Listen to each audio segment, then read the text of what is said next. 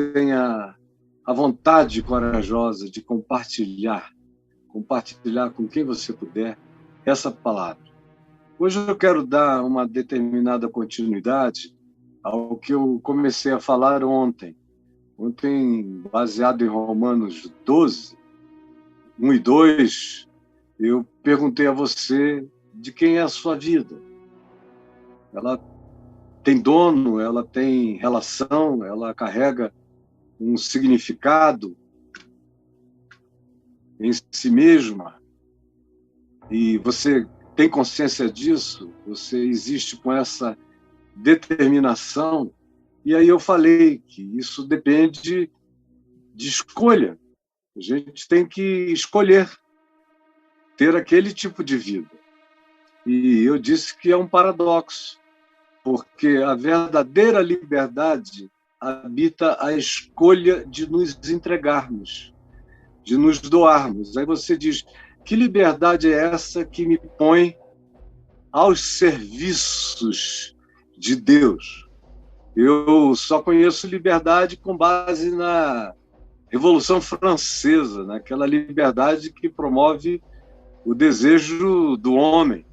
Eu gosto da liberdade dos anarquistas, do início do século XX, onde cada um expressa seu próprio desejo ou capricho. Mas essa liberdade que toma como referência o absoluto é escravidão, alguns me diriam. Mas é gente muito inexperiente que não tem coragem de olhar para a própria vida. Porque esses que dizem assim, quando olham para as suas existências, e se fizerem isso com honestidade, com sinceridade, eles vão ver que eles são tudo menos livres.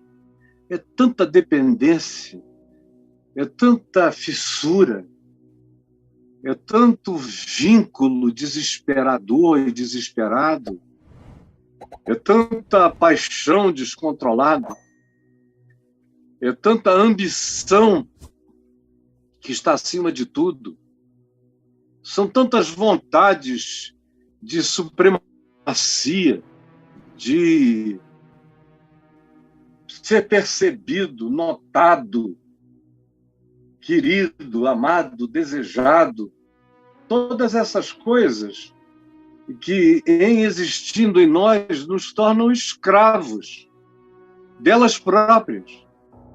E aí você pensa que está agindo em favor de si mesmo, de si mesma, mas, na realidade, você não está agindo em favor de si mesmo ou mesma, você está agindo em razão do seu aprisionamento, da sua impossibilidade de dizer não para aquilo que controla você sob os auspícios do prazer, sob a legenda da liberdade, sob a alcunha do estandarte do livre-arbítrio, mas não é.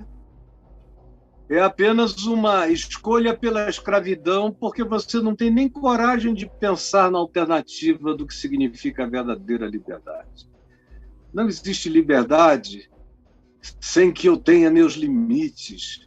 E os únicos limites que a liberdade aceita são aqueles que decorrem dos princípios que vêm do amor que entrega, do amor que se entrega, do amor que resiste àquilo que pode ser opinião universal, mas a gente sabe que faz mal à nossa vida. E a gente, portanto, não negocia com maiorias. A gente anda de acordo com a nossa consciência e com os princípios absolutos que nós aprendemos na encarnação de Jesus, que nos ensina de maneira encarnada, de maneira feito tamanho, altura, cor, sangue, suor, vida, prática, manifesta em atos. É aí e é nele que a gente aprende o significado de ser livre. Ele foi o ser mais livre e o único verdadeiramente livre que passou por aqui. Todos os outros não eram livres. Todos. Não há nenhum totalmente livre. Abraão não era livre. Os patriarcas também não. Davi era completamente livre.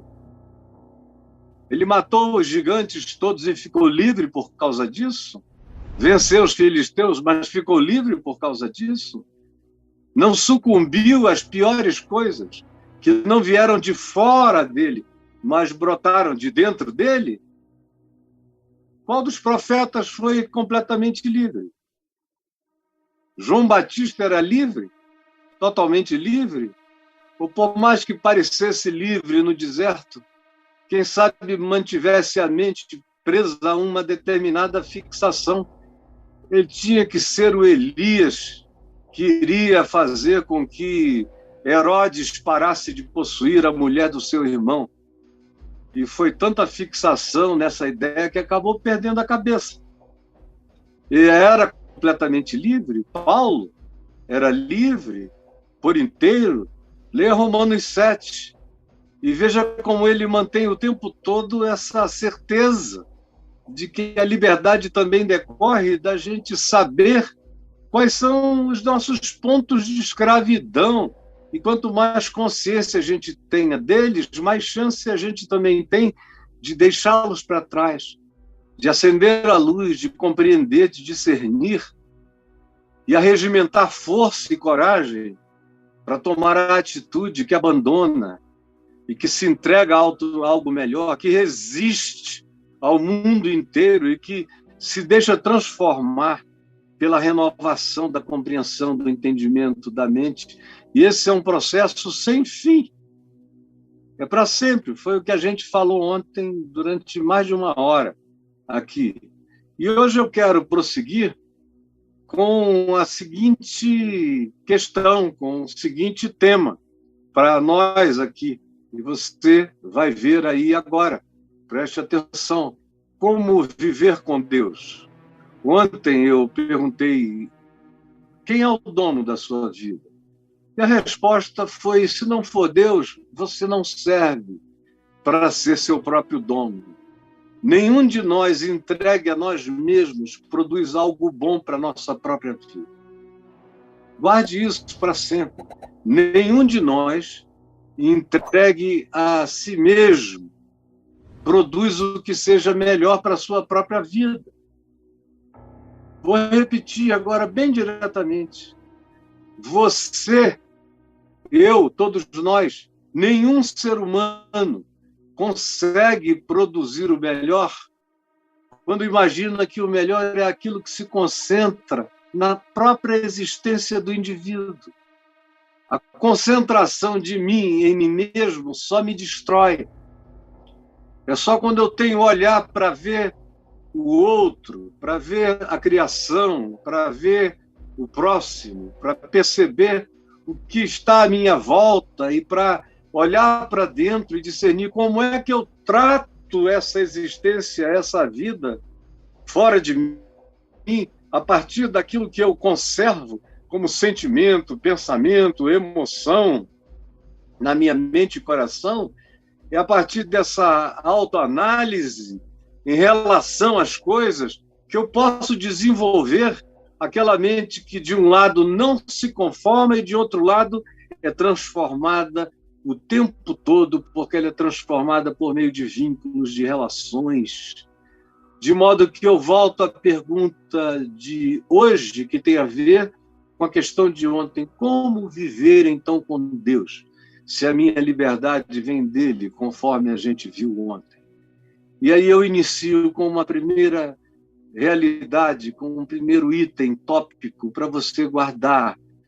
Como é que a nossa vida pode ser vida com Deus e para Deus? E a primeira coisa a se responder é esta: sabendo que ninguém pode viver e servir a Deus sem o próximo. Ninguém pode viver e servir a Deus, está faltando aí, a Deus, sem o próximo. Ninguém. Eu repito cansativa e exaustivamente isso. Já virou tema de camisas da Santa Corja, frases repetidas em tantos lugares, esse chamado para amar a Deus no próximo, que não existe verdadeira fé que não passe pela vida do próximo, pelas minhas práticas relacionais. Não existe amor que não seja praticado no laboratório dos vínculos humanos. Não existe amor por Deus que não se transforme de fato em amor pelo meu irmão, pelo meu próximo, não apenas os que me querem bem e aos que eu gosto, mas até aos que me odeiam e os que não gostam de mim, como Jesus ensinou, mandou e ordenou, e nos ensinou a perdoar, e nos ensinou a amar, e nos ensinou a dar outra face, e nos ensinou a andar outra milha, e nos ensinou a ir adiante, nos ensinou a deixar os outros se cansarem do mal, enquanto eu não desisto do bem. Esse é o espírito. Quem quiser ser mal, seja, como diz o Apocalipse, mas que o santo continue a santificar-se. Quem quiser ser mal, pratique o mal até morrer de canseira e enfado da sua própria maldade vaidosa. Mas aquele que tem consciência do bem, pratique-o, porque o mal cansa, mas o bem fortalece. O mal cansa, mas o bem fortalece. Guarde isso no coração. Isso está escrito aí entre os versos 3 e 8, quando depois da gente vir daquela viagem de ontem, a desembocadura de tudo que foi dito ontem, começa no verso 3, sobre cada um usar seus dons, sabendo que nós não somos só um indivíduo, mas nós somos muitos, e que nós todos somos um corpo, e que a gente precisa uns dos outros, assim como um corpo saudável precisa de todos os membros para produzir o máximo possível do potencial físico, eventualmente do potencial criativo, na produção manufaturada, na produção artesanada, na produção mecanizada das coisas feitas por nós próprios. As únicas coisas que não precisam necessariamente dos meus aparatos exteriores do corpo são os meus pensamentos, sentimentos e emoções. Mas para eu produzir do lado de fora, eu preciso do conjunto do corpo. Eu sou mais completo com o meu braço esquerdo com o meu braço direito. Eu, por exemplo, estou um pouco inferiorizado do ponto de vista visual, porque esse lado de cá não está enxergando legal. E esse daqui também não. Esse de cá está quase todo nublado. Esse daqui só tem uma ponta onde eu vejo bem, ou quase bem. E isso não é o ideal. O ideal é quando eu estou enxergando com os meus dois olhos plenamente. Você já ficou com as narinas entupidas, sem poder tomar ar? Já teve que pegar ar com auxílio da boca? Porque as narinas não estão totalmente livres? Já viu como diminui o seu rendimento, como cansa? Como pode até matar uma pessoa que não respira pelo nariz, que só respira pela boca? Pode desenvolver problemas cardíacos, cansaço cardíaco, esforço cardíaco, sem falar em outras coisas. Eu preciso de tudo, eu preciso da entrada de ar pelas narinas, pela boca, por onde quer que ar entre, como eu preciso das saídas de ar, por onde quer que ar saia. Senão eu fico mal, sem um bom arroto, sem um bom pãozinho. Fico mal e você também. A gente precisa de tudo em nós. A pele. Você já viu o que é ficar sem pele? Uma queimadura, por menor que ela seja, provoca danos horrorosos e tanto maior quanto maior seja, pode se tornar inclusive fatal. Não queimou nada, não destruiu nada dentro, mas a sua pele não respira mais. E o seu corpo vai morrendo por falta dessa oxigenação invisível que os seus poros produzem e fazem circular toda essa capacidade de ventilação interna do corpo, de manutenção da nossa temperatura física, orgânica e uma quantidade infinita de outras coisas preciosas. Eu não vivo sem pele. Eu vivo bem menos, eu tenho bem menos chance sem as minhas pernas, ou mesmo com uma só delas. Meu pai viveu com uma só delas, com a perna esquerda. A direita morreu quando ele tinha 1 ano de idade. Paralisia infantil com uma injeção mal dada no nervo ciático e a perna morreu. Ele foi um homem que se superou em praticamente tudo. Agora eu fico imaginando o que aquele homem não faria se ele tivesse a perna direita boa, como ele teria sido um fascinante jogador de futebol, por exemplo. Sabia tudo de bola, que se dedicava, entendia, ele me treinava, ele dizia, não é aí, é com esse outro canto do pé. É assim, se você não bater assim, se você não fizer esse efeito assim, ou assim, ou assim, você não vai atingir o que você quer. Quer correr para cima da bola e quer que ela role por cima de você e dos outros que vêm correndo atrás de ti, dá um toquinho embaixo e sai, que ela vai estar lá na tua frente, a 5 metros te esperando, e você leva no peito. Ele me ensinava tudo, nunca jogou bola. Aprendeu com a cabeça como seria a técnica. Mas se ele tivesse praticado, meu Deus, além de saber com a cabeça, ele viraria um instinto futebolístico em si mesmo, porque a gente precisa de todos os membros, de cada um deles. Ai de nós sem audição, ai de nós sem olfato, ai de nós sem paladar. Vejam as sequelas da Covid no corpo humano, no cérebro humano, nas confusões que tem causado em milhares e milhares, talvez milhões de pessoas que nem foram internadas, mas estão vivendo hoje as sequelas. Perda de memória, esquecimento de fatos, de palavras, diminuição de recursos verbais, de comunicação, as coisas mais variadas. Eu tenho um amigo que voltou trocando o masculino pelo feminino, e ele sabe o que é um e o que é outro, mas na hora de falar, quando ele vê, já falou o masculino no lugar do feminino. E assim é uma quantidade enorme de coisas que eu preciso que estejam funcionando em mim.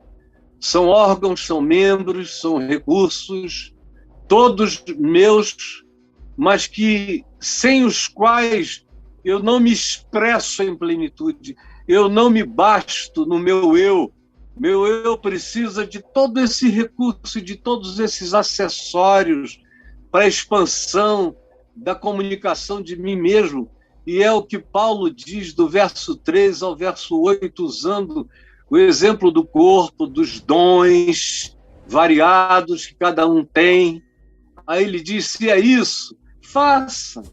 Se é profecia, profetize. Se é fé, exerça segundo a medida que Deus compartilhou com você.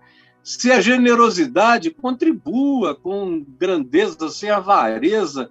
Seja o que seja que Deus colocou como graça, como recurso em você, use, não enterre, porque ninguém serve a Deus sem o próximo, sem o corpo, sem o irmão, sem a irmã, como vocês aqui. Tem gente aqui que nunca se viu. Talvez morram sem se verem.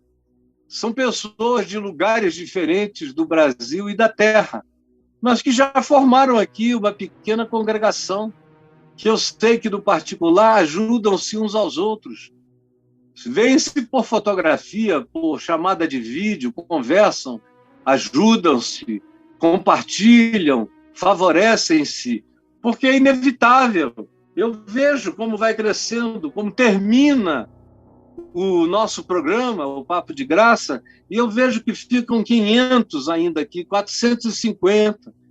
ficam, às vezes, quase 1 hora depois de tudo acabar conversando, batendo papo, dependendo do dia, da possibilidade de tempo de cada um.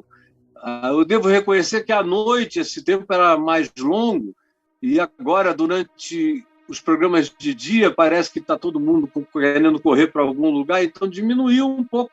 Mas ontem mesmo eu observei os 300 que ficaram aqui um tempão ainda conversando. Por quê? Porque a gente precisa uns dos outros, é natural, é corpo. É por isso que a gente quer namorar, porque sozinho eu não me completo. A masturbação não me preenche, eu preciso de um outro, para que seja comigo uma continuidade, seja uma extensão de mim e eu dele. A gente gosta de família quando família é boa, por quê?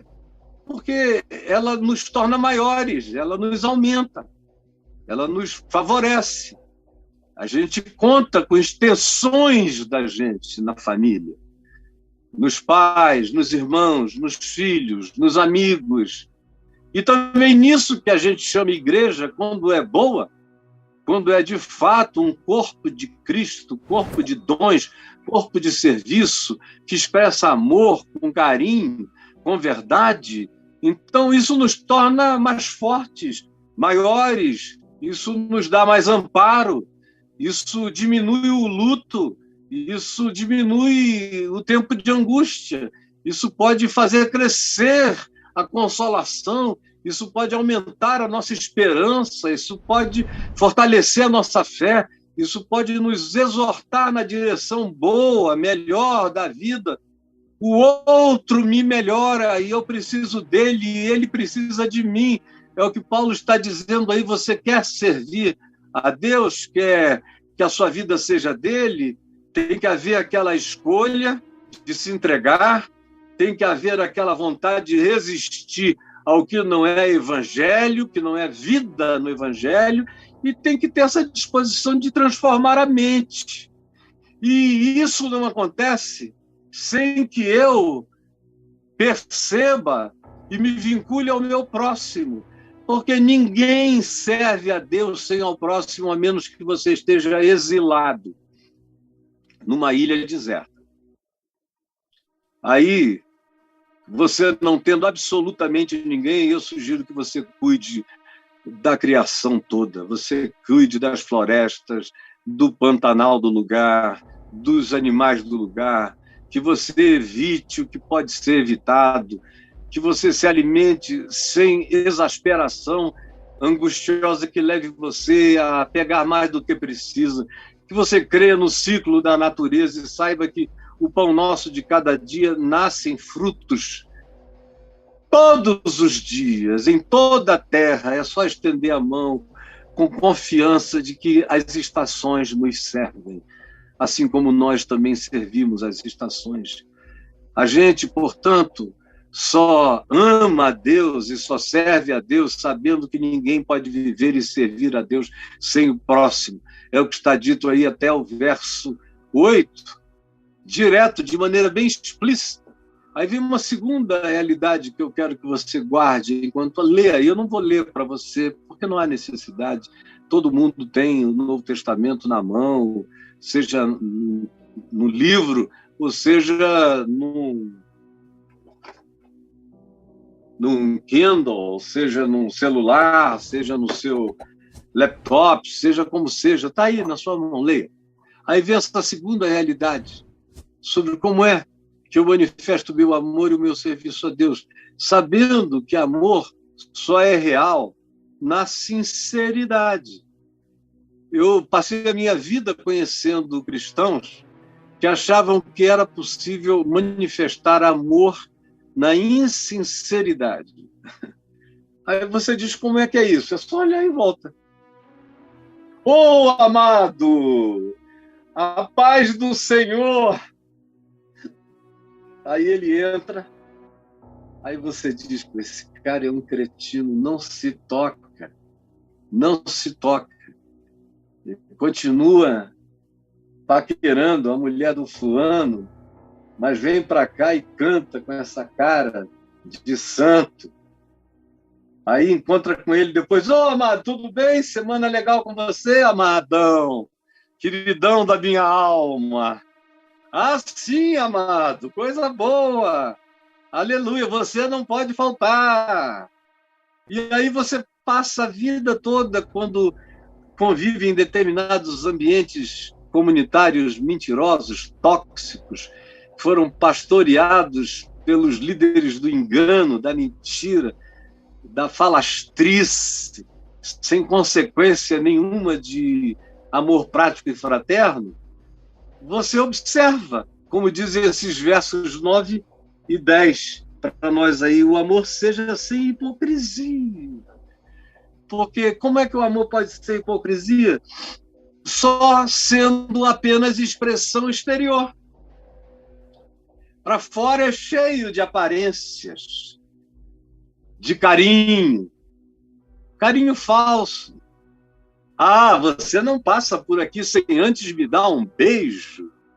Ou se for numa comunidade mais piegas, você não passa por aqui sem me dar um ósculo santo. Não vou aceitar que você entre sem me abraçar, amada. Tudo hipocrisia. Quem não conhece pensa que é verdade. Eu me lembro que a primeira vez que eu fui assim, com a minha consciência adulta, a um culto, depois de ter ficado dos 13 até quase 19 anos sem frequentar a igreja nenhuma, sem nem querer passar na porta, e com raiva de tudo aquilo, eu me converti. Converti ao evangelho que eu conheci desde menino, mas que nunca tinha sido para mim, nunca tinha sido meu, nunca tinha sido verdade em mim e praticada por mim, e agora era diferente. E aí eu fui, e eu me lembro, eu fiquei tão encantado quando eu cheguei no coral da igreja, na qual eu fui cultuar no primeiro domingo à noite, depois da minha decisão de fé, na quarta-feira, dia 18 de julho. Eu, no domingo seguinte, fui a uma igreja e tinha um coral cantando, todo mundo cantando com um sorriso maravilhoso, cantando com uma alegria, todos os sopranos, os contraltos, os tenores, os baixos, todo mundo cantando, e o regente com uma alegria extraordinária, e lá e cá, e eu fiquei no meu canto dizendo, meu Deus, como é que eu estava perdendo toda essa alegria, todo esse amor. E eu não sei porquê, eu já me converti com um cara de idoso na fé, só pode ser porque na semana seguinte tinha gente me procurando para abrir o coração.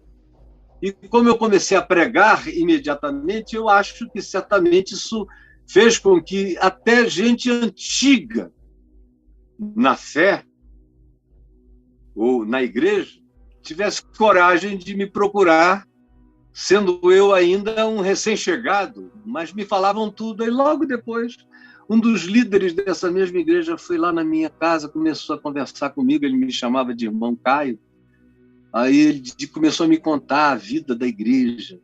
Aí eu fiquei sabendo que o regente tinha um caso com uma contralto, que tinha um rapaz, um tenor, que tinha o mais bonito de todos os sorrisos, era um grande, grande enganador, mentiroso. Aí ele foi me contando as histórias, eu falei, meu Deus, e eu ali pensando que era um coral de anjos. Mas eles aprenderam a performance do amor hipócrita, que faz essa cara linda, bondosa, generosa, simpática, inclusiva, mas é mentira. Por isso é que vale essa aparente redundância. O amor seja sem hipocrisia, como se pudesse haver amor hipócrita. Não, não pode haver amor onde há hipocrisia, mas pode haver aparência de amor onde há hipocrisia. É isso que Paulo está dizendo. Não pratiquem o amor como aparência hipócrita. E ele prossegue e diz mais o seguinte: detestai o mal, apegando-vos ao bem. em relação ao próximo. Amai-vos cordialmente. O amor seja sem hipocrisia e o amor seja tratável, seja cordial. É uma palavra que nasce da raiz de coração. Seja um amor cardíaco, emocionalmente, nos sentimentos. E seja também um amor por escolha, como todo amor tem que começar por escolha. E o amor àqueles que não gostam da gente é sempre escolha. Mas o amor em relação àqueles que nos retribuem bem precisa ser uma expressão cordial, cheia de tratabilidade. Até o meu inimigo eu sou chamado a tratar de um jeito que ninguém na Terra ensina a tratar quem não gosta da gente. Só o Evangelho, só Jesus ensina assim. Ainda mais aquele que eu chamo de meu irmão. Eu devo amá-lo com cordialidade. Uns aos outros devemos fazer isso de maneira cordial e fraterna. Sem guerra, sem inimizade, sem fratricídio, mas fraternidade, acolhendo o dom do outro, a diferença do outro, o tamanho do outro, a idade do outro, a maturidade do outro, até onde ele já chegou e até onde ele não chegou. Só o amor cordial e fraterno me ensina a fazer isso.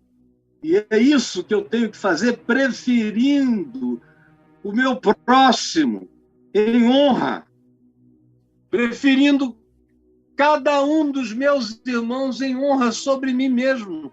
Ao invés de eu ficar me honrando, dando glória a mim, louvores ao que eu faço e aos meus dons, honre o outro, afirme o outro, elogie sinceramente o outro quando seja necessário e oportuno. Mas se não for assim, não adianta dizer que você está no coral dos sinceros, porque é tudo mentira, cara. E você é um flagrante, você está pelada. Você está de 4 para os anjos, entendeu? Você está aí de perna aberta para os céus, pensando que está enganando quem?